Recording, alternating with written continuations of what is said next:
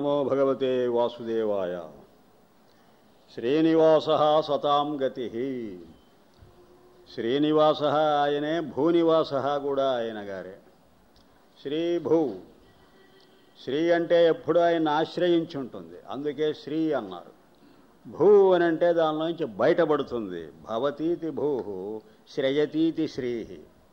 శ్రయతి అంటే ఆశ్రయించేది, భవతి అని అంటే తయారయ్యేది. ఆశ్రయించింది ఎప్పుడు నిత్యానపాయిని, ఆయన వదిలేసి ఉండదు, అది శక్తి. మరి బయటపడ్డది ఎప్పుడు వదిలేసి యువతలకు వచ్చేసింది, ఇది వ్యక్తి. శక్తి ఎప్పుడు అంటిపట్టుకొని ఉంటుందండి, అది వ్యక్తమైతే దూరం అయిపోతుందండి. కనుకనే పరమాత్మ శక్తి మనకు కనిపించదు, అది కనిపించాలి అంటే వ్యక్తమైతేనే. కనుకనే ఇప్పుడు ఈ వ్యక్తమైన ప్రపంచం నీకు నాకు కనిపిస్తున్నది. ఈ వ్యక్తమైన ప్రపంచం ఏదో కాదు, అవ్యక్తమైన శక్తి అని మనం భావించాలి. అందుకే ఇది మన దగ్గరకు వచ్చి కూర్చున్నది. ఇది దూత, శివదూత, విష్ణుదూత. విష్ణు శివ అనేటువంటి తేడా లేదుగా మనకు. అంచేత శ్రీ అదే భూ రూపంగా బయలుదేరి వచ్చింది. ఈ భూతత్వాన్ని బట్టి ఆ శ్రీతత్వాన్ని అర్థం చేసుకోవాలి. ఆ శ్రీతత్వం మరలా ఎక్కడ నివసిస్తున్నదో ఆ శ్రీనివాసతత్వాన్ని మనకు ప్రదర్శిస్తుంది. అదే సత్పురుషులైన వారు చేయవలసిన పని. సతాం, సతాం అనంటే వివేకవంతులైన ప్రతి ఒక్కరికి గతి, అదే పరాయణం. ఎప్పటికైనా ఆరోహణ మార్గంలో వెళ్ళి అసలైన పదార్థాన్ని అందుకోవాలి. అందుకోసమేది అవరోహణ మార్గంలో మన దాకా వచ్చింది. ఇది మాత్రం మర్చిపోకూడదు. అవరోహణ ఆరోహణ. ఆయన అవతరించాడు, మనం ఉత్తరించాలి. అనిరుద్ధ, అనిరుద్ధమైనది ఆ తత్వం, దానికి నిరోధం లేదు, దానికి ఎక్కడ ఎదురు దెబ్బ తగలదు. నిరోధం అంటే ఎదురు దెబ్బ. అనిరుద్ధ, ఏది దానికి అడ్డు తగలదు. దేనికి? ఆ తత్వానికి. జ్ఞానశక్తే ఇచ్ఛాశక్తి, ఇచ్ఛయే క్రియ, క్రియయే ఫలం, ఫలమే అనుభవం అని అన్నాం కదా. పరాపశ్యంతే మధ్యమా వైఖరి రూపంగా అవతరించిందని చెప్పాం కదా. ఈ 4 దశల్లో ఎక్కడా దానికి అడ్డం రాదు. కారణం అదే ఈ రూపంలో అవతరించింది కనుక తన రూపము తనకెప్పుడు అడ్డు తగలదు. ఇది దానిలో ఉండేటువంటి సూత్రం. ప్రపంచం పరమాత్మకు అడ్డు తగలదు. నువ్వు పరమాత్మ వైపు ప్రయాణం చేస్తుంటే అది ఇంకా దోహదం చేస్తుంది, నీకు తోడ్పడుతుంది. నువ్వు ఊర్ధ్వముఖంగా ప్రయాణం చెయ్యాలే కానీ అది ఎప్పుడూ నీకు సహాయం చేయడానికి సిద్ధంగా ఉన్నది, అడ్డు తగలదు. పోతే దానికి విరుద్ధంగా అధో మార్గంలో నువ్వు ప్రయాణం చేశావో ప్రతి భూమికలోనూ నీకు విఘ్నాలే. అంచేత అనిరుద్ధం ఆ తత్వం అని అర్థం చేసుకుని మనం తదభిముఖంగా ప్రయాణం చేసినప్పుడే మనము సురలమవుతాం. సురలమైతే మనకు ఆనందం. సురానంద, సురానంద అంటే దైవ సంపద ఉన్నటువంటి వాడికే ఆ ఆనందం లభిస్తుంది. స్వయంగా రాజిల్లేదేదో అది సురాట. స్వయంగా రాజిల్లే ఆనందం ఆయన గారి దగ్గర ఉన్నది. ఆనందం 2 విధాలు. విషయజన్యమైన ఆనందం ఒకటి, విషయజన్యమైన ఆనందం ఒకటి. విషయ అనంటే జ్ఞానానికి గోచరించేది, దానివల్లనే మనం ఆనందం పొందుతున్నామని భ్రమపడుతున్నాం. జాగ్రత్త అవస్థలో, స్వప్నంలో, సుషుప్తిలో మనకు కలిగే ఆనందం దేనివల్ల కలుగుతుందండి? నీకు నాకు కలుగుతున్న భ్రమ, భార్యాపుత్రమిత్రాదుల వల్ల, వస్తువాహనాదుల వల్ల కలుగుతున్నదని అనుకుంటున్నావు.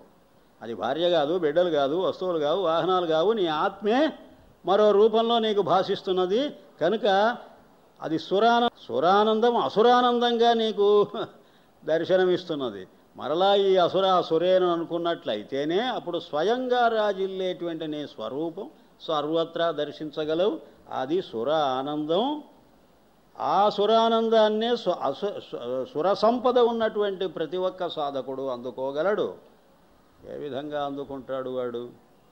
చెబుతున్నాడు గోవింద. ఆ అందుకోవటానికి ఒకే ఒక మార్గం ఉన్నది, అది గో అనే శబ్దానికండి ఒక 20 అర్థాలు ఉన్నాయండి. 2-3 మీకే తెలుసు. గోచారం అంటారు. గోచారం అంటే ఏమిటి? గ్రహచారం. గో అంటే గ్రహం. అర్థమైందా? గోచార ఫలాలు చూసుకుంటుండే పంచాంగం తీసి గోచరం అంటాం. గోచరమనంటే నీ జ్ఞానంలో తిరుగుతూ ఉండేది గోచరం. నీ జ్ఞానం ప్రసరిస్తుంటే ఆ జ్ఞానానికి ఏదైతే స్ఫురిస్తుంటుందో అది నీకు గోచరం. గో అంటే ఇంద్రియం, అంటే పంచేంద్రియాల్లో జ్ఞానేంద్రియాలు. కర్మేంద్రియాలకు ఏది కూడా స్ఫురించదు. జ్ఞానేంద్రియాలకు అన్నిటికి కలిసి గో అని పేరు. గో అంటే జలం. గోమతి అంటే ఒక నది, అంటే జలాన్ని ప్రవహింపజేస్తున్నది. ఈ గో అనే శబ్దానికి చాలా ఉన్నాయి రెండు కూడా. గో అంటే భూమి. గో అంటే భూమి. గో అంటే గోవు. భూమిని గోవుతో పోల్చారు. భూమిని గోవుగా భావించారు పెద్దలందరూ కూడాను. గో సంపద అంటే పాడి పంట రెండూ కూడా. ఒక గో ఏమో పశువు, ఒక గో ఏమో భూమి. కనుక పాడి పంట రెండింటికి అవినాభావ సంబంధం ఉందన్నమాట. గోవును వృషభాన్ని కాలితో తన్నాడు వాడు కలిపురుషుడు. అక్కడ వృషభమనంటే ధర్మం, గోవంటే భూమి. ధర్మాన్ని తన్నేశావనంటే ఇంకా ఈ భూమి నిరుపయోగమైపోతుంది. పాడి లేదు, పంట లేదు, దేనికి నోచుకోక మానవ జాతి సర్వనాశనం అయిపోతుందని దానిలో ఉండే భావం. భాగవతం తీసి చూడగానే మొట్టమొదటి స్కంధంలోనే ఆ కలిపురుషుడు రావడం, ఆ వృషభాన్ని దన్నడం. ఒక ఎద్దు అక్కడ పడుకొని ఉన్నది పాపం, దాన్ని దన్నేశాడు వాడు. ఆ తర్వాత ఈ గోవు కంట తడిపెట్టింది. అయ్యో నిన్ను దన్నాడే, ఏమిటి వాడు ఆ దుర్మార్గుడు అని అంటుండే లోపల దాన్ని వచ్చి దన్నాడు. అప్పుడు పరీక్షిత్ మహారాజు ఆ ఖడ్గం చేతికి తీసుకొని ఆ కలిపురుషుణ్ణి చంపాలని ప్రయత్నిస్తే వాడొచ్చి కాళ్ళు పట్టుకున్నాడు. గత పెద్ద గందరగోళం లేండి. ఆ కథ అంతా అంతరార్థమే. అంటే ఎప్పుడు మానవుడు ధర్మాన్ని తప్పాడో అప్పుడు ఈ భూమి నివాసయోగ్యం కాదు, దెబ్బతింటాడు మానవుడు. అదే ఇప్పుడు జరుగుతున్నది. కనుక కలిపురుషుడు అంటే కలియుగం. కలియుగం సంప్రాప్తమైంది, అంతా పోయింది. ఇంకా ఇది అంతమయ్యేసరికి అంతా అంతమే. కనుక గో అంటే అనేక అర్థాలలో ఒక అర్థం ఏమిటంటే జ్ఞానమని. గోవిదాం అంటే ఆ బ్రహ్మజ్ఞానాన్ని ఎవడైతే విద్ అందుకుంటాడో వాడు గోవిత్. ఆ గోవిత్తులైనటువంటి పెద్దలందరికీ కూడాను పతి పరమాత్మ. ఈ జీవాత్మ ప్రత్యేగాత్మ స్వరూపాన్ని అర్థం చేసుకొని తద్వారా నేను పరమాత్మని అని ఎప్పుడైతే గుర్తిస్తాడో అప్పుడు వాడు గోవిందుడవుతాడు. గోవిందుడైతే అలాంటి గోవిందులకందరికీ పతి పరమాత్మ. అంటే వీరందరికీ కూడా అలాంటి జ్ఞానాన్ని ఆయన ప్రసాదిస్తున్నాడు అని అర్థం. దదామి బుద్ధియోగం తాం ఏనమాముపయాంతితే అని భగవద్గీత స్పష్టంగా చెబుతున్నది. అలాంటి వారందరికీ బుద్ధియోగాన్ని అనగా జ్ఞానయోగాన్ని దదామి, నేను అందిస్తాను. అంటే భగవద్ అనుగ్రహం ఉంటే కానీ ఒక్కటే మాటండి, అది సగుణమా నిర్గుణమా అనకండి. నీవు నిర్గుణతత్వాన్ని అందుకునే వరకు సగుణమే నీకు శరణ్యం. అంతే మాట. ఆలంబనం ఆలంబనం అని అంటున్నారుగా, ఆ ఆలంబనం చివరిదాకా ఉండాలి. చివరకు వదిలేయాలి. నీకు ఆత్మవిశ్వాసం కలగాలి. అసలు నేను నిర్గుణాన్ని భరించగలను అనేటువంటి ధైర్యం నీకు వచ్చినప్పుడే సగుణాన్ని వదిలేయనంటే మీరు ఏమనుకుంటున్నారు, ఎక్కడో వారేస్తామని కాదు. ఆ సగుణం నిర్గుణంలో లయమైపోవాలి. అంటే నిర్గుణానుభవం నీకు కలిగేసరికి అది సగుణాన్ని కూడా తనలో ఇముడ్చుకోగలదు. గంగానదిని సముద్రం ఇముడ్చుకున్నట్టు. ఎక్కడుంది గంగా అంటే ప్రత్యేకంగా కనిపించదు, సముద్ర రూపంగా అక్కడే ఉంది. లేదు ఉంది, వ్యష్టి రూపంగా లేదు, సమష్టి రూపంగా ఉంది. నీకేం భయం? అంచేత కర్మ, భక్తి, సమాధి అయ్యో దూరమైపోయాయే, ఆ మార్గంలో నేను అభ్యాసం చేయలేదే అని ఎప్పుడు కూడా కొరత పెట్టుకోకూడదు మనస్సుకు. జ్ఞానికి ఆ మూడు కలిసి వస్తాయి. కనుకని వాడు ద్వేషించడు దేన్ని. జ్ఞాని కర్మిష్ఠులను, భక్తులను, యోగులను ఎప్పుడు ద్వేషించడండి. వాడికి అసలు ఆ భావమే కలగదు. కారణం ఏమిటంటే అంతా బ్రహ్మస్వరూపంగా చూసినప్పుడు అది మాత్రం ఏమిటి. అంచేత గోవిదాంపతి అలాంటి వారికి బుద్ధియోగాన్ని ఎప్పుడూ ఇస్తూనే ఉంటాడు. వారు దానివల్ల తరిస్తూనే ఉంటారు. వారే సత్పురుషులు, సాధకులు. ఇదంతా ఏమిటండి? ఎందుకండి ఈ సృష్టి? ఏం చేయమంటారు? ఆ పరమాత్మ స్వభావం. ఆయన్నెవడు ప్రశ్నించగలడు? మరీచి. మరీచి అనంటే చైతన్య దీప్తి. ఆ ప్రకాశానికి మరీచి అని పేరు. ఆ చైతన్యంలోనే ఆ దీప్తి కిరణ రూపంగా బయటకు వస్తున్నాడు. ఎప్పుడు కాంతి ఎప్పుడు దాని పాటికి అది ఒక చోట ఉండదండి. ఆ కాంతి లక్షణం ఏమిటనంటే, నువ్వు ఆ బల్బులో కాంతి కనిపిస్తున్నదా, ఆ కాంతి అక్కడే ఇమిడిపోదు, ఆ బల్బు మేరకే ఆగిపోదు, అది బయటికి ప్రసరిస్తుంది. దాని స్వభావం అది. ఏం చేయమంటావు? అక్కడ ఉన్న కాంతి విభువు, ఇక్కడికి ప్రసరించిన కాంతి విభూతి. అది అర్థం. ఈ ప్రపంచమంతా భగవద్ విభూతి అంటే ఏమిటి అర్థం? భగవత్ చైతన్య కిరణ జాలం సర్వవ్యాపకమైపోయింది. అదే నామరూపాత్మకమైన ప్రపంచంగా నీకు నాకు భాషిస్తున్నది. అది మరీచి అంటే దాని కాంతిని వెదజల్లింది. ఆ చల్లేసరికి అదేమో అసలైంది, ఇదేమో నకలైంది. ఒకే ఒక కాంతి మన దగ్గరికి వచ్చి ఎండ అయింది, ఆకాశంలో మండలమైంది.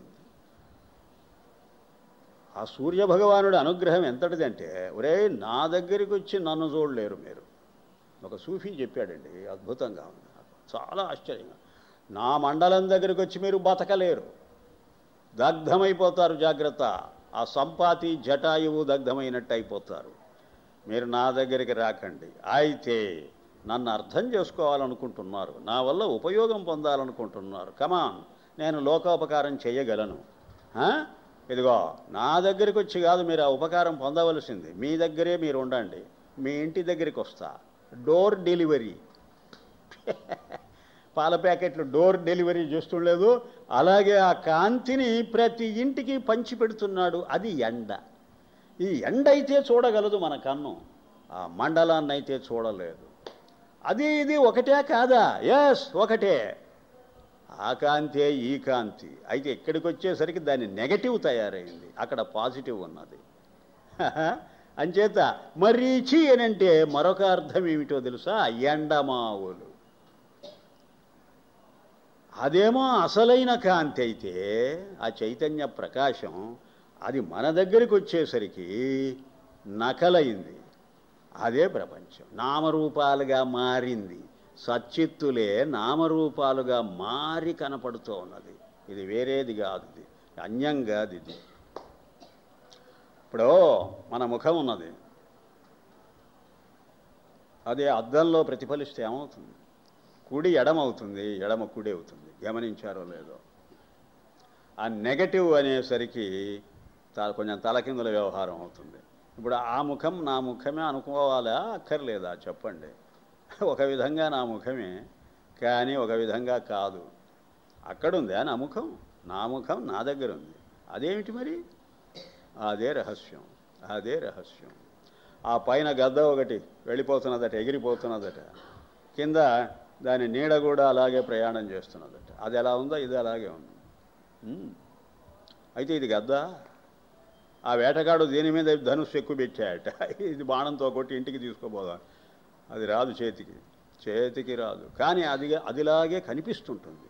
ఇదండి సృష్టి రహస్యం. అంచేత అది మరీచి, అది అసలైన కాంతి. ఇది మరీచి, ఇది అలాగే కనిపిస్తున్నది, జలంలాగే కనిపిస్తుంటుంది. అయితే జలం కాదు. మరి ఏమిటయ్యా విషయం? సాధన చేసి బాగుపడు, తెలుసుకోదాని అంతరార్థం అని అడుగుతున్నాడు ఆయన. ఎలా తెలుసుకోవాలండి? దమన హంస. బాహ్యంగా దమన, కాలం అన్నమాట, దమించేదేదో అది దమన. దమయంతి, అబ్బో అదెంత అంతరార్థమో తెలుసా? నలదమయంతుల కథ బ్రహ్మాండమైన సంకేతం. ఇది మనవాళ్ళు పట్టుకోలేకపోయారు, కానీ ఒక సూఫీ పట్టుకున్నాడండి. వాడు అక్బర్ పాదుషాకు ఆస్థాన విద్వాంసుడండి. వాడి పేరు ఫైజీ, వాడి అన్న పేరు అబుల్ ఫజుల్. వాడు అబుల్ ఫజుల్, వాడు అబుల్ ఫైజీ. సూఫీ బ్రదర్స్ అని పేరు వీళ్లకు. ముబారక్ ఆయన కుమారులట. ఎక్కడ ఉంటారు వాళ్ళు? ఆగ్రా, వాళ్ళ నేటివ్ ప్లేస్ ఆగ్రా. వాడండి చాలా స్ఫురద్రూ పెట్టేవాడు, చాలా బాగుంటాడట. ముస్లిమ్స్లో చాలా అందగాళ్ళు ఉంటారండి, అందులో మరీ పెర్షియన్స్ అయితే మరీనండి. పెర్షియన్స్ ఏమన్నారో తెలుసా? జనే షీరీన్ జమానే షీరీన్, జనే షీరీన్ జమీనే షీరీన్ జుబానే షీరీన్. షీరీన్ అంటే చాలా అందమైనది అని. 3 విషయాలలో వాళ్ళు చాలా సౌందర్యాన్ని గుత్తకు తీసుకున్నారట. ఇంకా ప్రపంచంలో ఎక్కడా సౌందర్యం లేదంటారు, మా దగ్గరే ఉందని అంటారు. ఎవరంటే మీ సౌందర్యం ఏమిటో చెప్పమనంటే మా జమీన్ షీరీన్ అంటే పెర్షియా, యూఫ్రటిస్ టైగ్రిస్ నదుల మధ్యలో ఉన్నది, ఫెర్టైల్ ల్యాండ్ కనుక మా భూమే అందమైన భూమి అన్నారు. ఇంకా ఏమిటండి? జుబానే షీరీన్, జుబాన్ అంటే లాంగ్వేజ్, భాష. మా భాష ఉచ్చరిస్తుంటే అంత అందంగా ఉంటుంది, ఈ ప్రపంచంలో ఏ భాష ఇంత మధురమైనది లేదు పోమన్నారు. ఇంకా ఏమిటయ్యా అన్నారు? జనే షీరీన్, జన్ అంటే ఆడమనిషి, జనానా అని అంటుండలేదు, జన్ అంటే ఆడది. జనే షీరీన్ అంటే పెర్షియన్ లేడీస్ అంత బ్యూటిఫుల్గా ఉంటారట. నేను చెప్పండి. అలాగే ఇప్పుడు ఏమిటయ్యానంటే నలదమయంతి కథను చెబుతూ ఇంత దూరం వచ్చా. ఆ నలదమయంతుల కథను అర్థం చేసుకున్నవాడు వాడు పెర్షియన్ బై బర్త్ వచ్చాడు, అక్బర్ పాదుషా దగ్గర కూర్చున్నాడు. వాడి జీవిత చరిత్ర అత్యాశ్చర్యం. వాడు ముస్లిం, వాడు బాగా ముండనం చేసుకొని పిలక పెట్టుకొని కాశీకి వెళ్ళి చిన్న వయస్సులోనండి, వాడి పూర్వజన్మ సంస్కారం ఏమిటో, కాశీలో ఒక మహాపండితుడు, ఆ రోజుల్లో కాశీయే పీఠం, విద్యాపీఠం అది. ఆ పండితుడి దగ్గరికి నమస్కారం పాదాభివందనం చేసేవాడు. బాబు నువ్వు అంటే నేను మంచి సద్బ్రాహ్మణ వంశంలో పుట్టానండి, మా తండ్రి గారి పేరు ఫలానా అని అంత అబద్ధం చెప్పాడు. ఎందుకు వచ్చావనంటే తమ దగ్గర వేద విద్య అంతా అభ్యసించడానికి వచ్చాను. ఆయన గారు నిజమేనని నమ్మి వాడికి వేద శాస్త్ర పురాణాదులన్నీ బోధ చేశారు. 10 సంవత్సరాలు ఆయన శుశ్రూష చేసి సమస్త విద్యల్లో పారంగతుడైవాడు. ఆ తర్వాత ఒకరోజు గురువుగారి దగ్గరికి వచ్చి కాళ్ళ మీద పడ్డాడు. నేను మహాపచారం చేశాను, నన్ను క్షమిస్తాను అని అంటే నేను లేస్తా, అంతవరకు మీ పాదాలు వదిలిపెట్టను. వాడు ఎంత నిజాయితీ అయిన మనిషి చూడండి. అంటే ఏం చేశావు బాబు నువ్వు అపరాధము, నువ్వు చాలా మంచి యోగ్యత ఉన్న శిష్యుడని నేను భావిస్తున్నాను, నీవేమిటి అపచారం చేయడం ఏమిటి అన్నట. కాదండి మిమ్మల్ని మోసం చేశాను, నేను బ్రాహ్మణుని చెప్పాను. కాదండి నేను అసలు హిందువునే కాదండి, బ్రాహ్మణ దేవుడెరుగు, నేను అసలు హిందువునే కాదు. అయితే ఎవరు నువ్వు? నేను మహమ్మదీయుడినండి. ఆయన ఒక పెద్ద నవ్వు నవ్వి, ఆ గురువు ఎంత గొప్పవాడంటే, నువ్వు మహమ్మదీయుడివేమిటి, నువ్వు మహమ్మదీయుడివి కాదు, హిందువు కాదు, బౌద్ధుడివి కాదు, క్రైస్తవుడివి కాదు, ఎవడవు నువ్వు? నువ్వు ప్రత్యేగాత్మ స్వరూపుడవు. నీవు ఈ మతము కులము జాతి అనేటువంటి ఉపాధులకు అతీతుడవు. లేకుంటే నీకు ఆ సద్బుద్ధి పుట్టదు, నా దగ్గరికి రావు. నేను చెప్పిన ఈ విద్యలన్నీ ఇంత జిజ్ఞాసతో శుశ్రూష చేసి నీవు సాధించలేవు. నేను చూస్తేనే నాకు అర్థమైంది, కారణజన్ముడవు, ఇంకేం మాట్లాడవద్దు. పూర్వం సత్యకామ జాబాలా జ్ఞాపకం వస్తున్నాడు నాకు ఛాందోగ్యోపనిషత్తులో, వాడు వింతే. నేను ఆశీర్వదిస్తున్నాను, నీవు తప్పకుండా అద్వైత బ్రహ్మసిద్ధిని పొందగలవు, వెళ్ళిపో. ఆ గురువేమిటో ఆ శిష్యుడేమిటో ఆశ్చర్యంగా ఉంటుంది. వాడు వచ్చి అక్బర్ పాదుషా ఆస్థానంలో చేరిపోయాడు. అక్బర్ పాదుషాకు వాడి వల్లనే అంత సద్బుద్ధి ఏర్పడ్డది, అంత జ్ఞాని అయ్యాడు అని అంటే చూడండి. చదువురాని వాడు అక్బర్ అంటే, అలాంటి వాడు అందరికంటే గొప్ప చదువు చదివాడు వాడు. సరే చాలా ఉన్నదిలేండి ఆ గొడవంతా. వాడు ఒక పుస్తకం రాశాడండి. వాడు సంస్కృతంలో మహావిద్వాంసుడు. సంస్కృతం, అరబ్బీ, ఫార్సీ ఈ 3 భాషల్లో చాలా గొప్పవాడు. వాడి గ్రంథం పేరు నల్ దమన్. అది పార్సీ భాషలో ఉన్నది ఆ గ్రంథం. దానికోసం నేను ట్రై చేశా, నాకు దొరికి చావలే. ఏ బొంబాయిలో ఆ పార్సీల దగ్గర ఉన్నదో తెలియదు. బాంబే వెళ్ళే వాళ్ళందరికీ చెబుతుంటా, విషయం చెబుతున్నా. అది ప్రింట్ అయిందో వచ్చిందో నాకైతే అర్థం కాదు. నల దమయంతుల కథ.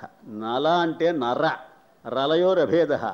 ఆ నర్ర అంటే జీవుడు, దమయంతి అంటే మాయాశక్తి. ఇంతకు చెప్పవచ్చేది అది.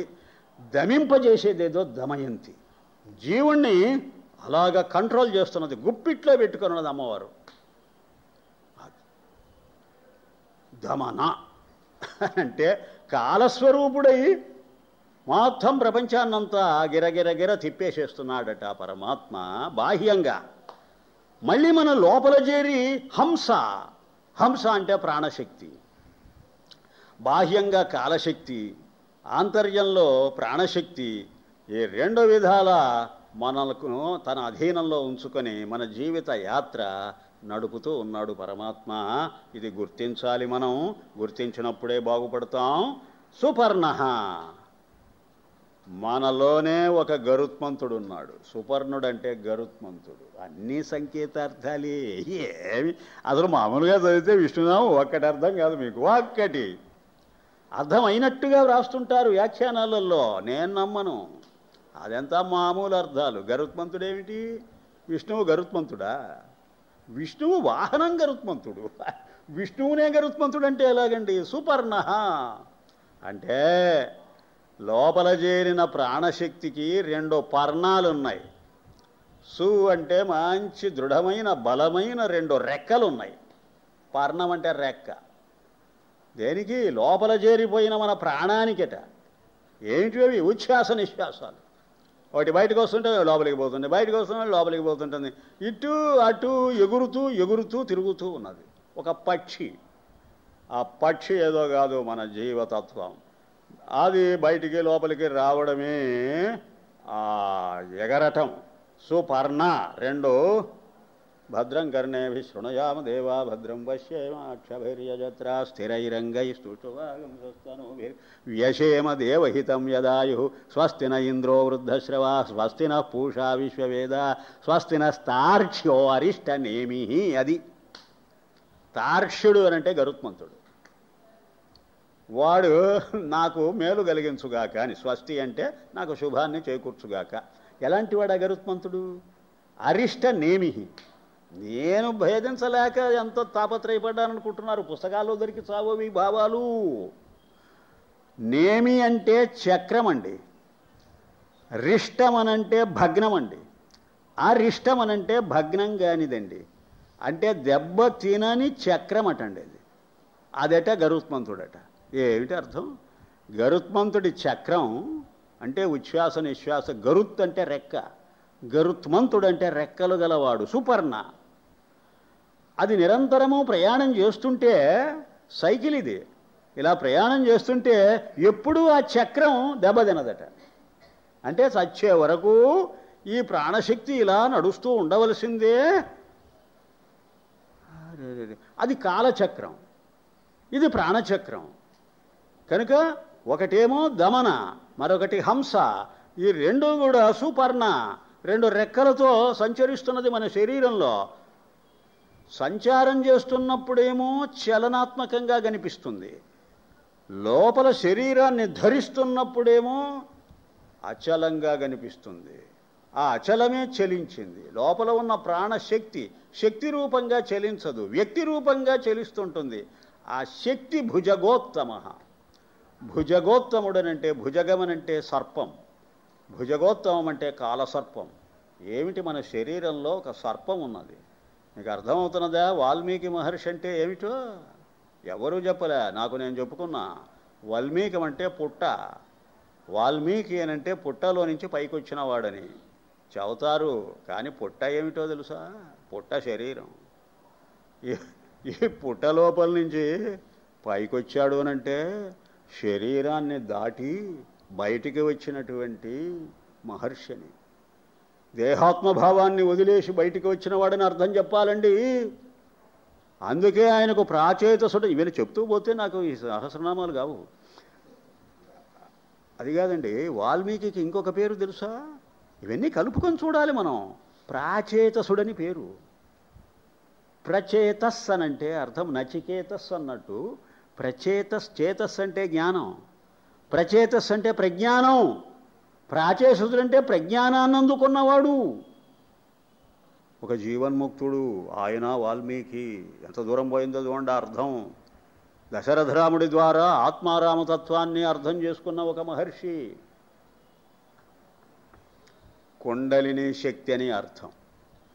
ఆ సర్పం ఏదో కాదు, కుండలిని అంటే సర్పమనే అసలు అర్థం.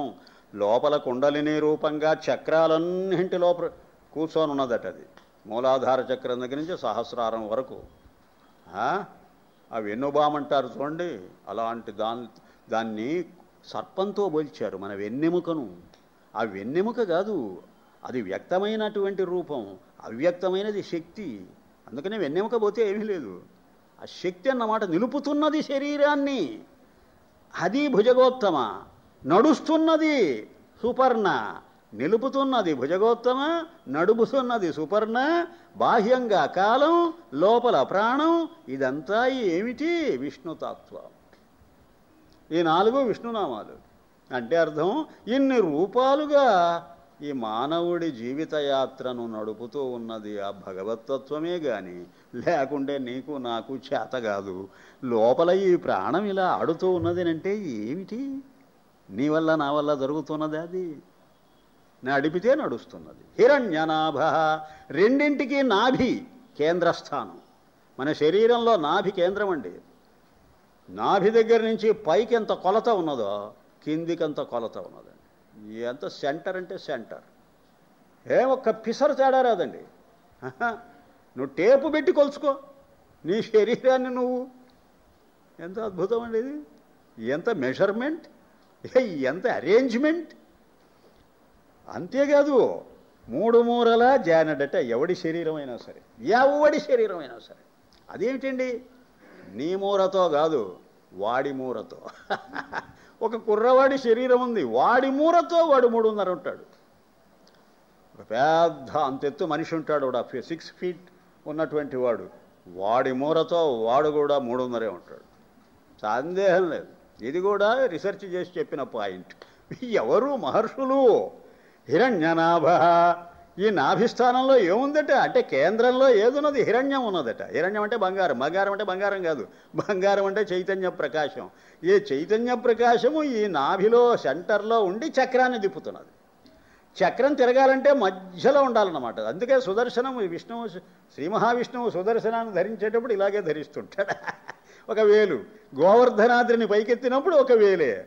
బాలుండెక్కడ బండి ఎక్కడ బాలుండి ఇతడు కొండదొడ్డది మహాభారంబు సైరింపగా జాలండోయని దీని కింద నిలువన్ శంకింపగా బోకుడు. ఆ పద్యాలు అన్నీ నోటికి వచ్చేవి. నాకు ఇప్పుడు ఎంత పోతున్నది, మర్చిపోతున్నా. మాండోక్యోపనిషత్తు చదివి భాగవతం మర్చిపోతున్నా.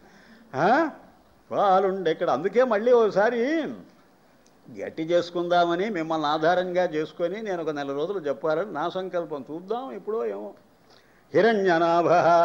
ఆ చైతన్య ప్రకాశమే దాని నాభిస్థానంలో ఉండే నడుపు. సుతపాహ. సుతపాహనంటే తపస్సు అంటే జ్ఞానమే. యస్య జ్ఞానమయం తపః అంటే ఈ నాభి ఏదో కాదు, జ్ఞానమేనని చెప్పడం. ఆ హిరణ్యనాభి జ్ఞానమే. సుతపాహ అయితే మామూలు తపస్సు కాదు, సుతపస్సు. సుతపస్సు అంటే జ్ఞానరూపమైన తపస్సే చాలా గొప్ప తపస్సు అని చెప్పడం. ఇంకా మిగతా తపస్సులంతా శరీరాన్ని శుష్కింపజేసుకునే తపస్సులు. వాటి వల్ల మోక్షం లేదు నీకో.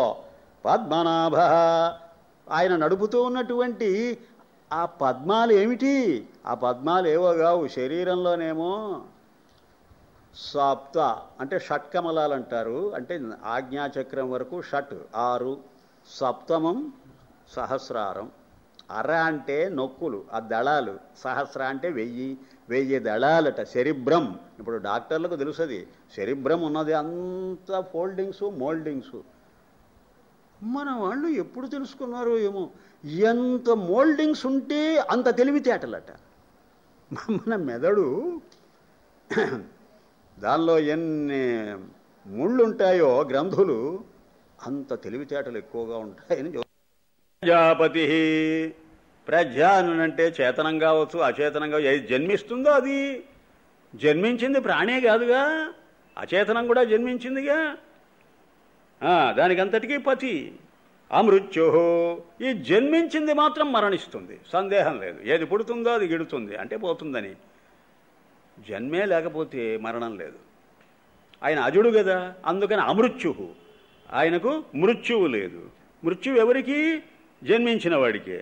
జీవుడికే గాని దేవుడికి లేదని అర్థం. ఎంచేత సర్వదృక్. మాండూక్యంలో వచ్చిందిగా, భగవత్పాదుల భాష్యంలో మొన్న. అందుకు ఉపనిషత్తే చెప్పిందిగా సర్వదృక్ అని. గౌడపాదాచార్యులు కూడా చెప్పారు. సర్వదృక్ అనే మాట వచ్చింది నిన్ననో మొన్ననో. అన్నింటినీ చూస్తూ ఉన్నాడు. అన్నింటినీ చూస్తూ ఉంటే ఈశ్వరుడు. అన్నీ దృష్టే అయితే పరమాత్మ. చూచేటప్పుడు ఈశ్వరుడు, చూపు చూడకుండా అలాగే తనలో నిలిచిపోతే అది నిర్గుణమైన పరమాత్మతత్వం.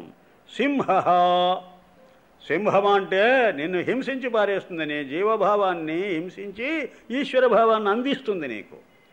లేకపోతే నువ్వు సర్వదృక్కుగా లేవు.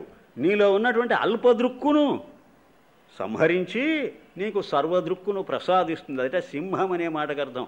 అంటే హింసించేదేదో అది సింహం.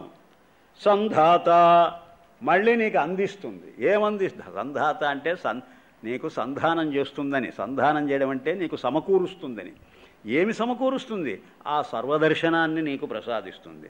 అలాంటి శక్తి దానికి ఉన్నది. సంధిమాన్, సంధి స్థానంలో ఉన్నది అది. ఇటు భూతత్వానికి అటు శ్రీతత్వానికి. నీకు ఏది కావాలో అది ఇస్తుంది. నీకు ఇది కావాలన్నావా ఇది వారేస్తుంది. అది కావాలంటే అది ప్రసాదిస్తుంది. నువ్వు నిర్ణయించుకో. స్థిర, అది మాత్రం స్థిరంగానే ఉంటుంది. నీవే అస్థిరం. అజహ, స్థిరం ఎందుకయింది? అజం గనుక. దానికి వికారం లేదు. మొదటి వికారమే చివరి వికారానికి దారితీస్తుంది. వికారాలు 6. 1 జాయతే, పుడుతుంది. 2 జాయతే అస్థి, అస్థి అంటే ఉంటుంది. మొదట ఉంటుంది తర్వాత పుడుతుంది కాదట. మొదట పుడుతుంది తర్వాత ఉంటుంది. పుట్టిన తర్వాతనే ఉంటుంది. కనుక జాయతే అస్థి. ఆ తర్వాతనండి వర్ధతే, పెరుగుతుంది. ఆ తర్వాతన విపరిణమతే, మారుతుంది. పెరిగి పెరిగి పెరిగి మారిపోతుంది. ఆ మారిపోయిన తర్వాత ఏమవుతుందండి? అపక్షీయతే, తరిగిపోతుంది, కృషించిపోతుంది, క్షీణించిపోతుంది. పెరుగుతుందట, మారిపోతుందట, క్షీణిస్తుందట. వాళ్ళు ఎంత గొప్పగా చెప్పారో చూడండి. అంటే చేంజ్ అనేది ఏమిటో చెబుతున్నారు. అపక్షీయతే, తర్వాత ఏమవుతుందండి? వినశ్యతి, ఇంకా కనపడకుండా పోతుంది. మొదట కనపడకుండా ఎక్కడి నుంచో వచ్చిందట అది. తర్వాత చివరకు ఎక్కడికో కనపడకుండా వెళ్ళిపోయిందట. ఆద్యంతాలలో అవ్యక్తం, మధ్యలో వ్యక్తం. అవ్యక్తాదీని భూతాని వ్యక్త మధ్యాని భారత భగవద్గీత. ఆదిలో అవ్యక్తమట, మధ్యలో వ్యక్తమట, అవ్యక్త నిధనాన్యేవ. మళ్ళీ అంతంలో అవ్యక్తమట. భగవద్గీత చెప్పలే? భగవద్గీత ఏం చెప్పలే? సర్వం చెప్పింది. కనుక అజహ, అజ గనుకనే అమృత్యు, జన్మ లేదు గనుకనే మరణం లేదని. దుర్మర్షణ, నీవు సాధన చేయకుండా కూర్చున్నావో వాడు సహించడు. మర్షణానంటే సహించటం. దుర్మర్షణ అంటే ఏమాత్రం సహనం లేదట పరమాత్మకు. ఏమిట్రా నేను సృష్టించిన జీవులంతా ఇలా పాడైపోతున్నారు, మరి మానవ జన్మ ఇచ్చి కూడా వీళ్ళు ప్రయోజనం లేదే, వీళ్ళు ఉపయోగించుకోవటం లేదే, ఏం మనుషులు రా వీళ్ళు, ఎప్పుడు అర్ధకామాలలో పడిపోతున్నారు. ధర్మమేమైంది, మోక్షమేమైంది? ధర్మపురుషార్థానికి నోచుకోవాలి, ఇక మోక్ష పురుషార్థం ఏమి ఏడుస్తాడు వీడు? శాస్త కనుకనే శాసిస్తుంటాడట. సహించలేక బయలుదేరి వచ్చాడట. గురు సాక్షాత్ పరం బ్రహ్మ, గురుర్బ్రహ్మ గురుర్విష్ణు. ఆ మహావిష్ణువు గురు రూపంగా వచ్చాడట. ఈ మానవుడు పాడైపోవడం ఆయనకి ఇష్టం లేదట. వీడిని శాసించాలి అంటే అర్థం శాసించాలంటే దండించాలని అనే శిక్షించాలని అర్థం కాదండి. పొద్దున వచ్చిందిగా శాస్త, శాస్త్రం, శిష్య అని. కనుక శాసించటం అనగా వీడికి విద్యను బోధించటం, బోధించటమే శాసించటం. కనుక శాస్త అలా బోధ చేస్తూ విశ్రుతాత్మా, విశ్రుతాత్మ అనంటే విశేషంగా శ్రవణం చేసిన వాడికి ఆయన మోక్షాన్నే ప్రసాదిస్తాడు. ఏ యథా మాం ప్రపద్యంతే తాం తథైవ అనన్యాశ్చింతయంతో మాం ఏ జనాః సర్వధర్మాన్ పరిత్యజ్య మామేకం.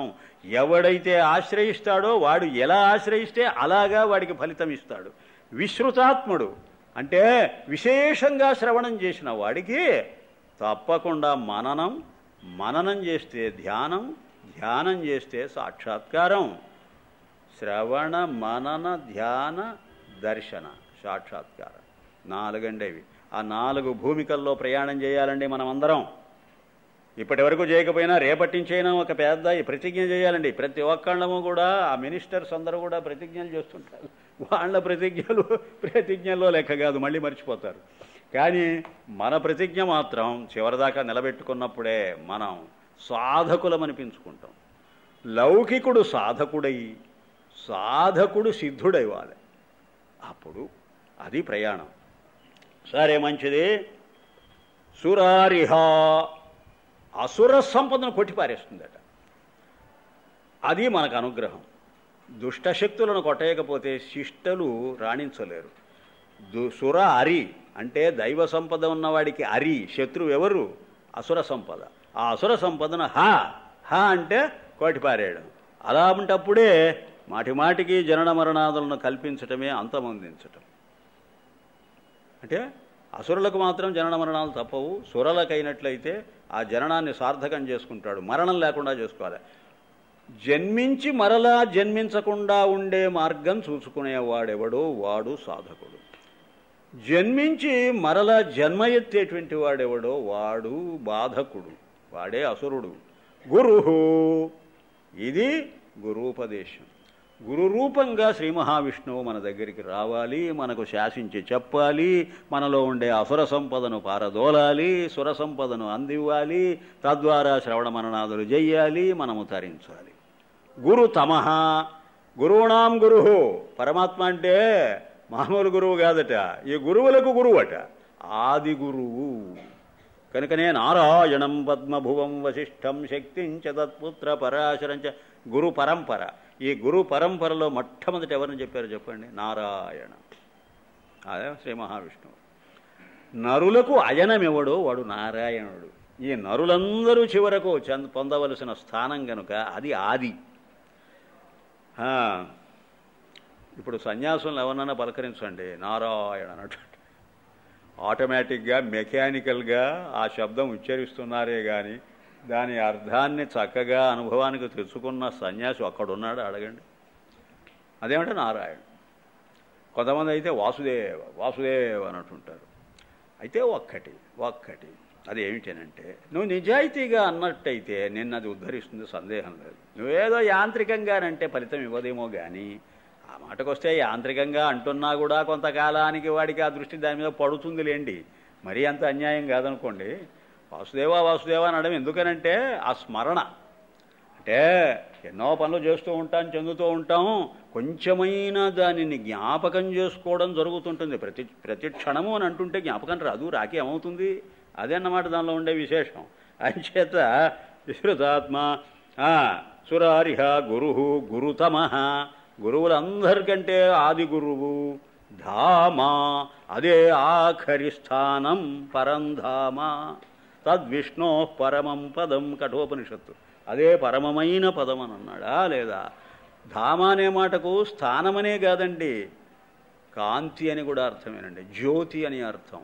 ఆ జ్యోతే చెవు వరకు మనం అందుకోవాల్సిందే. తమసః పరముచ్యతే. తమసః ఈ చీకటికి పరం అతీతమైనది. తమసోమ జ్యోతిర్గమయ అది ధామం. సత్యః సత్ త్యత్ ఈ రెండింటికి మధ్యన యా అనంటే యమించటం. ఇటు సత్తును అది కంట్రోల్ చేస్తుంది, అటు త్యత్తును కంట్రోల్ చేస్తుందని అర్థం చెప్పారండి. ఎక్కడండి? ఛాందోగ్యోపనిషత్తులోనండి. అంటే ఉన్నదాన్ని లేనిదాన్ని మధ్యలో నిల్చొని ఇది ఉన్నది అది లేనిది సదసద్వివేచన మానవుడికి కలిగిస్తూ ఉన్నది ఎవరనంటే ఆ సద్గురువు. ఆ సద్గురువు ఎవరో కాదు, శ్రీ మహావిష్ణువు మనకు. ఆయనే సత్య. ఆయనే అసలు సత్యం. సత్యం జ్ఞానం అనంతం బ్రహ్మ. సత్యనారాయణ. చూచారా, నారాయణ స్వరూపమే సత్యమని చెప్పడం, సత్యమేదో కాదు నారాయణుడేనని చెప్పడం, సత్యనారాయణ. లేకపోతే అసత్యనారాయణ ఉన్నాడా? సత్యనారాయణ అంటారు ఏమిటి? సత్యమే నారాయణమని చెప్పడానికి అంత దూరం వర్ణించి చెప్పారు పెద్దలు. సత్యపరాక్రమ. ఆ సత్యము ఆయన స్వరూపమే కాదట, మొత్తం ప్రపంచానికి కూడా స్వరూపం సత్యమేనట. ఆ మాట చూడండి ఎంత గొప్పగా ఉందో. పర అనంటే తనకు భిన్నంగా ఉన్నదాన్ని ఆ సత్యమే ఆక్రమిస్తున్నదట. తనకు ఏది బాహ్యంగా భిన్నంగా విజాతీయంగా ఉన్నదో నామరూపాత్మకమైన జగత్తు, దాన్ని కూడా సత్చిత్తుల ద్వారా వచ్చి వాటేసుకున్నదట. సత్య పర ఆక్రమ. అదేట పరాక్రమ అంటే. సత్యమైన పరాక్రమం ఉన్నవాడని కాదు. ఆ సత్యమే సత్యానికి భిన్నమైనటువంటి దానిని ఆక్రమించింది కనుక అంతా సత్యస్వరూపమే. ఇప్పుడు ఒకే ఒక కాంతి తనకు భిన్నమైనటువంటి ఈ హాలంతా, తనకు భిన్నంగా ఉన్న మన శరీరాలంతా ఆక్రమించిందా లేదా? అంతా వెలుగులో చేరిపోయామా లేదా? ఇప్పుడు మనం ఎక్కడున్నామంటే మనం వెలుగులో ఉన్నాం. వెలుగు ఎక్కడున్నదంటే మనల్ని అందరినీ తన గర్భంలో ఎముడ్చుకొని ప్రకాశిస్తున్నది. అలాగే సత్యము యొక్క గర్భంలో సమస్త ప్రపంచం ఉంది. ఆక్రమ అన్నింటినీ ఆక్రమించిందా చైతన్య జ్యోతి. అద్భుతంగా ఉంది, చెప్పుకుంటుంటే హాయిగా ఉన్నది. ఆ పాలిటికి నాకు ఇది సాధనకి ఎంత ఉపయోగిస్తుందా అనిపిస్తున్నది. నిమిష అనిమిష. నిమిష అనంటే మినిట్ అనేది నిమిట్ అటది. అర్థమైందా? ఆ ఇంగ్లీష్లో మినిట్ కాదటది, మినిట్ అయిందట. నవ్వుటాలైనట్టు. నవ్వుటాలెక్కడ? నవ్వులాట. అది నవ్వులాట తొందరపడి ఉచ్చరించేసరికి నవ్వుటాలగా మారిందట. అలాగే నిమిట్ అనేది మినిట్ అయిందని మాకు లాంగ్వేజ్ అదేమిటంటే లింగ్విస్టిక్స్ అని ఒక సబ్జెక్ట్ ఉన్నది. ఆ సబ్జెక్ట్ చదివినవాడిని నేను. అన్నీ మర్చిపోయా, అన్నీ వదిలేసా. మర్చిపోవడం కాదు, వదిలేసా. అందుకే అద్వైతం అంటబట్టాలంటే ఇంక ఇవన్నీ అడ్డు రాకూడదు నాకు. అక్కడ అది జ్ఞాపకం వస్తున్నది ఎందుకో. నిమిషానంటే రెప్పపాటు. రెప్ప వాల్చే దానికి నిమిషమని పేరు. ఆ కాలానికి మినిట్ అనే పేరు వచ్చింది. అంటే రెప్ప వాల్చటం అనగా చెలించటం. అనిమిషానంటే రెప్ప వాల్చకుండా అలా చూస్తూ ఉండడం. దేవతలకు అనిమిషులని పేరు. దేవతలకు అనిమిషులనే పేరు ఎందుకు వచ్చిందంటే రెప్ప వాల్చరటం. అదట వాడి లక్షణం. చెమట పట్టదట. అశ్వేదగాత్రులు, భూమిని స్పృశించవట వారి పాదాలు. అస్పృష్ట భూతలు, ఇవన్నీ మరి చెప్పారు. అజరామరులు, జర లేదట, ముసలితనం లేదట, మరణం అది లేదట. అమరులు, నిర్జరులు. ఇక్కడ వారెవరో ఉన్నారని కాదు, పరమాత్మే అలాంటి వాడు. పరమాత్మకు జననం లేదు, మరణం లేదు, జర లేదు, ఏమీ లేదు. ఆఖరకు రేపవాల్చడం కూడా లేదు అని అంటే అర్థం చలనం లేదని. అనిమిష అంటే అచల అని, నిమిష అనంటే చలన అని. ఆయనే అచలం, ఆయనే చలనం. అచలంగా ఉన్నది స్వరూపం, చలించేది విభూతి. ఒక్కటే మాట. సూర్య మండలంలో ఉన్నంత వరకు అచలం ఆ దీప్తి. అది గాలి పొరలన్నీ భేదించుకుంటూ మన దాకా వస్తే అది చలనాత్మకం. రెండు మళ్ళీ ఒకే తత్వం, చలాచలం అని అంటారు తత్వాన్ని. చలము అదే, అచలం అదే. నిమిషము అదే, అనిమిషం అదే అంటే చలము అదే, అచలం అదే. స్రగ్వి, స్రక్ అనంటే దండ. పూల దండకు స్రక్ అని పేరు, స్రజమంటారు. స్రగ్వి అనంటే ఇవన్నీ మెళ్ళో వేసుకున్నవాడట. ఆ దండలన్నీ మెళ్ళో వేసుకున్నవాడు. దండలు మెళ్ళో వేసుకోవడం ఏమిటి? నభోంతరాలంతా వ్యాపించినవాడు అన్ని దండలు మెళ్ళో వేసుకోక ఏం చేస్తాడు? అంటే భూర్భువ సువర్ జనస్ మహస్ తపస్ సత్యలోకాలు 7 దండలు, అతల వితల సుతల తలాతల ఇంకొక 7 దండలు, వీటిలో ఉన్నటువంటి అండాండాలు, వీటిలో ఉండే పిండాండాలు, వీటన్నింటినీ పూసగుచ్చి మెళ్ళో దండలుగా వేసుకున్నాడు. సూత్రే మణిగణ ఇవ సూత్రధారి, జగన్నాటక సూత్రధారి. అది దండలు మెళ్ళో వేసుకోవడం అంటే. వాచస్పతి, వాక్కుకే పతి. వాక్ అనంటే అమ్మవారు, పరావాక్, ఆవిడకు పతి. చూచారా, శక్తిధరుడని అర్థం. ఆ శక్తిని వశంలో ఉంచుకున్నవాడు. ఉదారధీహి, శక్తిలాగా జ్ఞానం లేనివాడు కాదు. శక్తి జడం, తాను చేతనం. ఉదారమైన అనగా పరిపూర్ణమైన. ధీ అంటే జ్ఞానం ఉన్నవాడు. తాను జ్ఞానస్వరూపుడు, ఆవిడ క్రియాస్వరూపిణి. ఈ రెండు కలిసి ఏకం. అగ్రణీహి, అగ్రణీహినంటే మన ముందుండి మనల్ని నడుపుతున్నాడట. అగ్ర అంటే ముందుండడం, నీహి అంటే నడపటం. అగ్రణీ అనంటే ప్రతి ఒక్క జీవుడికి ముందు ఈశ్వరుడు ఉన్నాడు. ప్రతి ఒక్క జడ పదార్థానికి ముందు ఆ పరమాత్మే ఉన్నాడు. ఇటు జడ చేతన ప్రకృతిని తానికి ముందుండి తన వెనకాల దాన్ని రమ్మని పిలుస్తూ ఉన్నాడట. ఇది ఈశావాస్యోపనిషత్తులో వచ్చింది. అప్పుడు నేను చెప్పాను, చాలా గొప్ప భావం నాకు స్ఫురించింది. మీరు కూడా మనసుకు పట్టించుకున్నారనే నా అభిప్రాయం. లేకపోతే ఒక్కసారి జ్ఞాపకం చేస్తాను, గుర్తించండి. అన్నిటికంటే ముందు ప్రయాణం చేసేది మనస్సట. మనస్సు కంటే కూడా ముందు వెళ్ళిపోయేది ఆత్మ చైతన్యమట అని చెప్పేటప్పుడు నాకు ఒకటేదో స్ఫురించింది. ఒక ట్రైన్ వస్తూ ఉంటే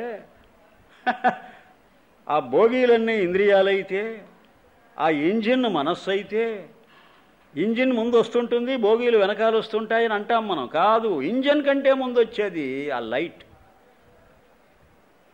అది ఆ ట్రాక్ వెలిగిస్తూ వస్తుంటుంది. అది ఒక్కసారి నేను అసలు అప్పుడప్పుడు నేను ఆ ప్లాట్ఫామ్ మీద నుంచి అదే పనిగా చూస్తుంటే సమాధి వచ్చినంత పనిగా ఉంటుంది. అరే ఇది చైతన్య కాంతి, అది ముందు వస్తుంటే మొత్తం ట్రైన్ లాగా మన జీవిత యాత్ర అంతా యాత్రేగా. అది కూడా యాత్రా స్పెషల్ ఎక్కామన్నమాట మనం. ఆ జీవితం అంతా వెనకాల వస్తున్నది, ముందు నడుపుతూ పోతూ ఉన్నది. ఆ జ్ఞాన దీప్తి అనేసరికి పరమాత్మ అలా సాక్షాత్కరించినంత పని అవుతుంటుంది. భావనండి, మీరు అలా అమ్మవారి నామాల్లో వచ్చింది ధ్యానగమ్య, భావనాగమ్య, జ్ఞానగమ్య. మరి మీ దుంపలుగా భావనతో పట్టుకోండిరా నన్ను అని అంటున్నది ఆవిడ. మనం ఎక్కడ వింటాం? చండీ హోమాలు చేయడం, చండీ యాగాలు చేయడం, దీంతో సరిపుచ్చుకుంటున్నాం. దీని దుంప తెగ ఈ లక్షలు కోట్లు ఖర్చు పెడుతున్నారు ఈ బేవకూఫులంతా. ఏ ఫలితం పొందాలని అమ్మవారు చీవాట్లు పెడుతుంటే సిగ్గు లేకపోతే సరి మనకు. ఉదారధీ, అగ్రణీ, గ్రామణీ, మన ముందు నడుపుతూ పోతున్నదా మహాశక్తి. గ్రామణీ, మన బృందాన్నంతా నడుపుతున్నది, మన ముఠానంతా. ముఠా మేస్త్రి శ్రీ మహావిష్ణువు. గ్రామం అంటే ముఠ, నీ అంటే మేస్త్రి. చెప్పాను పోండి అర్థం. అంటే ఈ ముఠాకంతా నాయకుడు. ఏ ముఠాకు? ఏ ముఠాకు? సాధకుల ముఠాకు. సాధకులందరినీ ఈ మార్గంలో రండిరా, మీకు గమ్యం చేరే అవకాశం ఉంటుందని చెప్పి తీసుకెడుతున్నాడు. శ్రీమాన్ గమ్యం వైపు నడుపుతూ పోతాడట. దానికి తగిన స్తోమత శ్రీ ఉన్నవాడు ఆయన. ఆయనకు ఆ బలం ఉన్నది. ఎప్పుడు కూడా లీడర్కు బలం ఉండాలండి. వాడు వెనకాల వచ్చే వాళ్ళందరినీ వాడు నడుపుతూ పోతున్నాడు. వాడు ఎంత బలవంతుడై ఉండాలి. అదే శ్రీ. న్యాయ నేత సమీరణ. న్యాయము ఆయనే, అంటే ఆ మార్గము ఆయనే.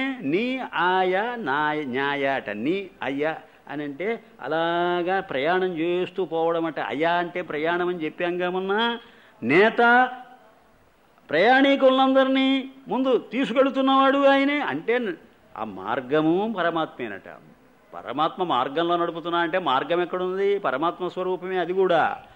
ఈ వెళ్ళేటువంటి సాధకులంతా ఎవరు? పరమాత్మ స్వరూపులే. సమీరణ, వీళ్ళందరినీ కూడా అలాగా ప్రేరణ చేస్తూ పోతున్నాట. ప్రేరణ, ఈరణ అంటే ప్రేరణ, సమీరణ అంటే బాగా ప్రేరణ చేస్తూ ఉంటాడు. ఏంటి మనకు కేనోపనిషత్తులో వచ్చింది? కేనేషితం పతతి ప్రేరితం మనః. ఎవడు మనస్సును ప్రేరణ చేస్తుంటే పోయి విషయాలన్నింటినీ గమనిస్తున్నదని అన్నాడు. అదే సమీరణ, అన్నింటినీ ప్రేరణ చేస్తున్నాడు. సహస్రమూర్ధ, ఎన్ని శిరస్సులున్నాయో చెప్పలేం. సహస్రపాత్, సహస్రాక్ష, సహస్రపాత్ ఇవన్నీ ఒకసారి అమ్మవారి నామాల్లో వచ్చాయి, అయ్యగారి నామాల్లో కూడా రాబోతాయి.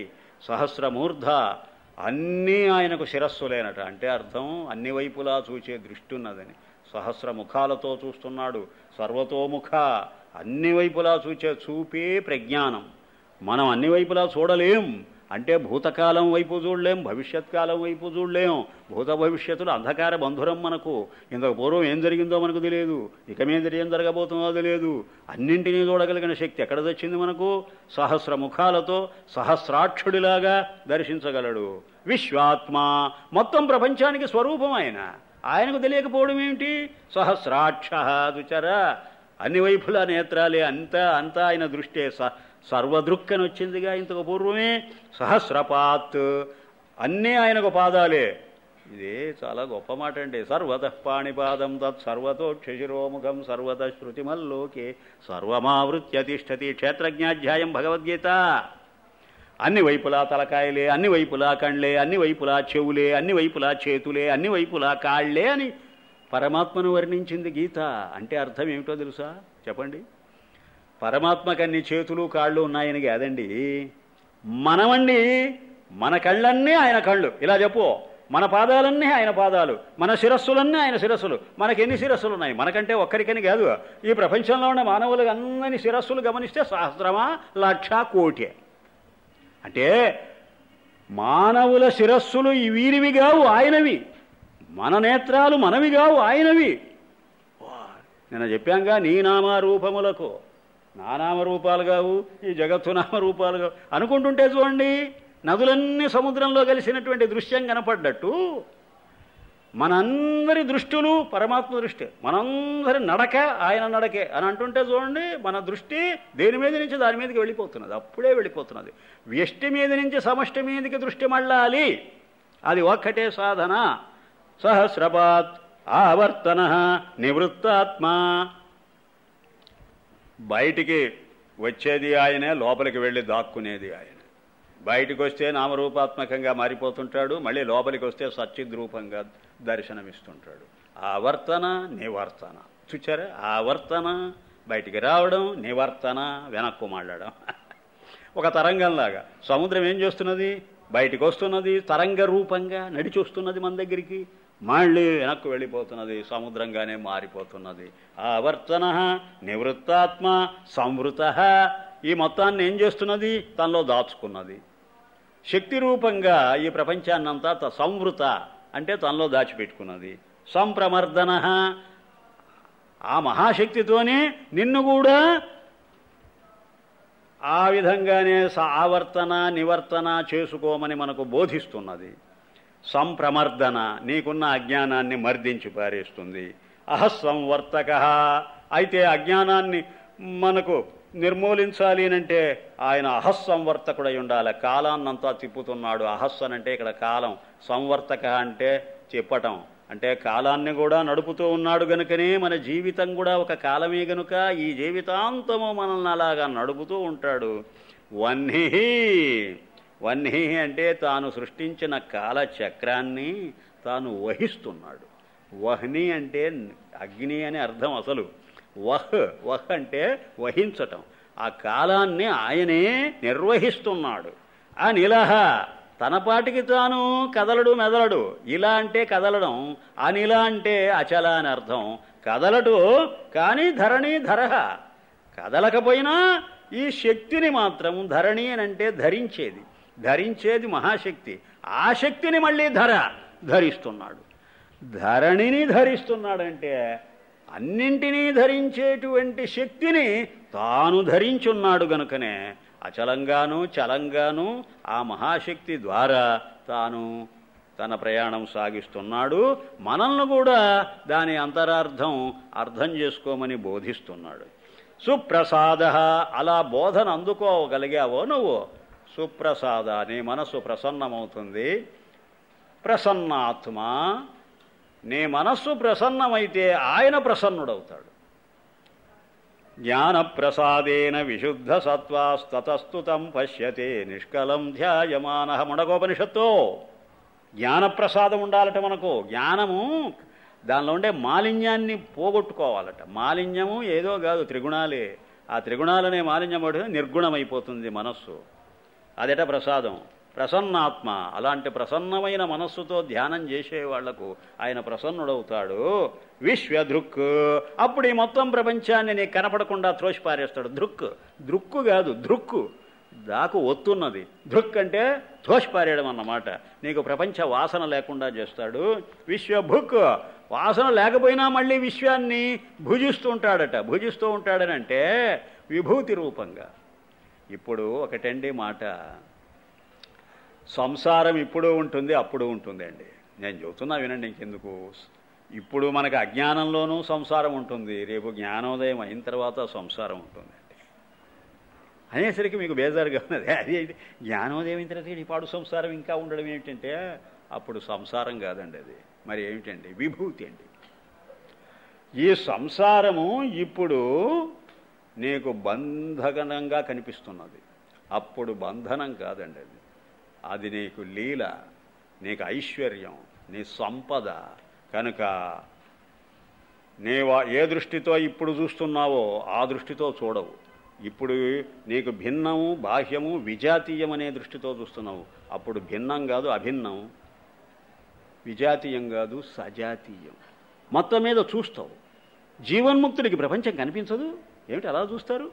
విదేహముక్తుడికైతే కనిపించదు, కానీ జీవన్ముక్తుడికి కనిపించక ఏమవుతుంది? అప్పుడు వాడు ఏ దృష్టితో చూస్తాడు నాకు చెప్పు. అది అక్కడున్నది తేడా. మనం చూచే చూపుతో ఒక జీవన్ముక్తుడు ఈ ప్రపంచాన్ని చూడడు. ఏ దృష్టితో చూస్తాడు? విభూతి. అదే భగవద్గీతలో విభూతి పాదం. పరమాత్మ నేను పర్వతాలలో అన్నింటిలో హిమాలయ పర్వతాన్ని అంటాడు. పరమాత్మ హిమాలయ పర్వతాన్ని చూస్తున్నాడా లేదా? మరి హిమాలయ పర్వతం అంటాడే, మరి హిమాలయ పర్వతాన్ని చూడకుండా ఎలా అన్నాడు అంటే పర్వత రూపంగా క్రిస్టలైజ్ అయి సొలిడిఫై అయి కరడుగట్టి నేనే ఉన్నాను అనుకుంటాడు. ఇప్పుడు ఒక మహాసముద్రం ఆ నురుగు రూపంగా నేనే ఉన్నాను అనుకుంటే ఎలా ఉంటుంది? ఒక పంచదార దానిలో కొంచెం గట్టిగా పెళ్ళలు చేతికి తగులుతుంటాయి చూడండి, వాటిని మనం బాగా మెదిపేసేస్తాం. మెదిపితే అప్పుడు మళ్ళీ పంచదార రేణువులుగా తయారు. అది ఏమనుకుంటుంటుంది? అదేదో కాదు నేనే అనుకుంటుంటాను. ఒక జలం ఐస్బర్గ్, అదేది మంచు గడ్డ, దాని మీద తేలుతుంటే నా మీద నేనే తేలుతున్నా. అదేది, అది గడ్డ కదా, నువ్వు ద్రవం కదా, నువ్వేమిటి అదంటావు? అది ఘనం, నేను ద్రవం, ద్రవమే ఘనమైంది, ఘనం మళ్ళీ ద్రవమే అని. ఈ ద్రవము యొక్క విభూతి ఘనం, ఆ ఘనము యొక్క స్వరూపం ఇది ఈ జలం. స్వరూప విభూతులు రెండు మార్చుకొని ఒకదాన్నొకటి గమనించుకుంటూ ఉంటాయన్నమాట. అదొక లీల, అదే ఆనందం, అదే అసలు వినోదం పరమాత్మకు. కనుకనే ప్రపంచంతో వినోదిస్తాడు ఆయన. మనమేమో విసుక్కుంటాం, ఏమిట్రా ఈ పాడు ప్రపంచం అని. నువ్వు పాడు అని అన్నావంటేనే నీవు సాధకుడవు కావు. ఇదొక పెద్ద విశేషం. విశ్వభుక్కట, విశ్వాన్నంతా అనుభవిస్తూనే ఉంటాయట. మళ్ళీ విశ్వధృక్కు, దాన్ని త్రోసిపారేస్తాడా లేకపోతే అనుభవిస్తాడా? రెండు. విభూ చెబుతున్నాడు ఆయన. విభూ కాబట్టే ఈ సంసారాన్ని విభూతిగా చూస్తాడు. సత్కర్త సత్కృత, ఆయన ఈ సత్తును మాల్చి జహాతి అని అంటే వదిలేయడం. నువ్వు ఆ దృష్టిని వదిలేశావా పనికిరావు, పట్టుకున్నావా నువ్వు సాధు పురుషుడివి అవుతావు అని విష్ణునామం మనకు గొప్ప రహస్యాన్ని బోధిస్తూ ఉన్నది. ఓం శాంతి శాంతి శాంతి.